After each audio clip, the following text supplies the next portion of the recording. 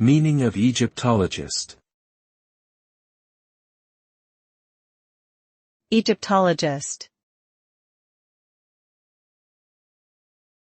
Egyptologist.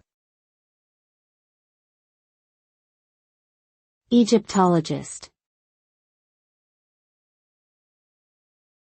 Egyptologist.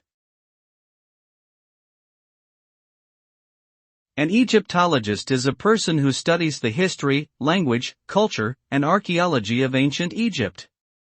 They investigate the civilization that existed in the Nile Valley from prehistory until the end of the Pharaonic period.